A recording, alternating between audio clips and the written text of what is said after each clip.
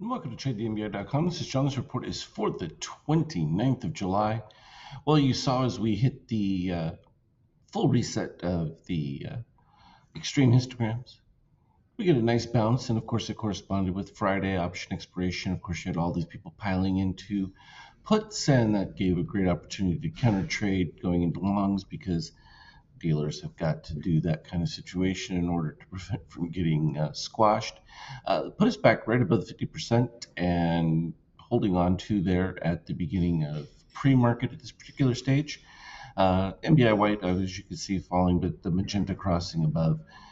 Enough support along with short-term buyers, keeping things going. Still no crossover yet on the DOC, but should be enough to stabilize things. And you can see extreme histogram, all green from that standpoint. So the fact that we're getting a bounce from that, not really a surprise. Now, of course, we can get an inversion, and that would be critical if at key point here where they meet, you get a rejection and a turnaround. But this particular stage, not quite happening yet.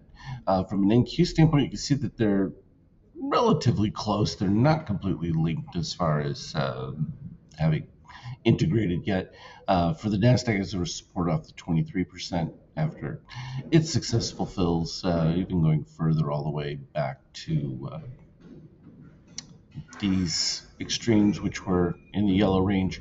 So, from a market standpoint, yeah, they've filled all the excesses already, created a little bit of panic.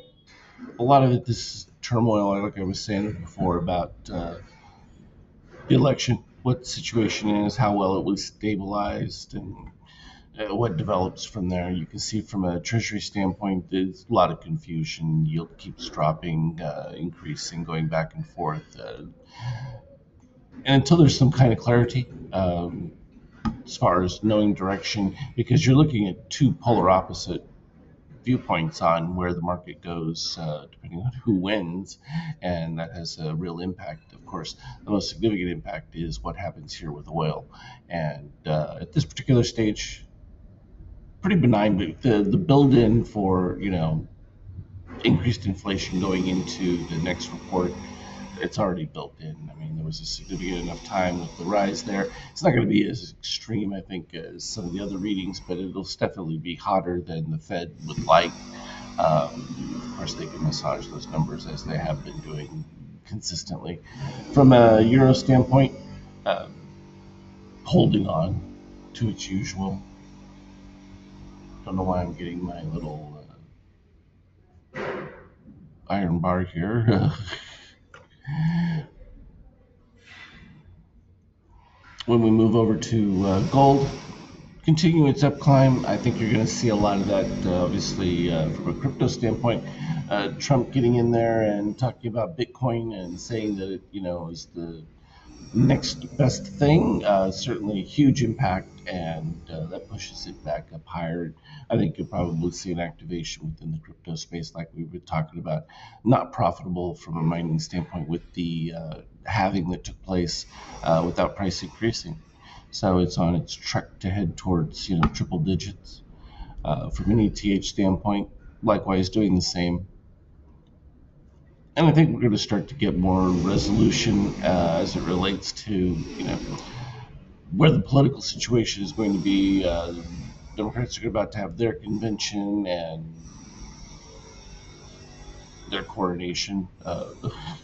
So we'll see how that goes, because I don't know what else you call it. It wasn't an actual vote because that didn't actually take place. You can see here, pretty even. We're just moving right back to this. This is literally just a 50% retrace of the move coming back up. Um, Fairly decent from a magenta over yellow in this particular case. I think we'll see some more back and forth within that. There'll be a net positive short term, but then, of course, too many call buyers are going to have to flip options. And so once that balance is created, that's usually where we're going to get the next move.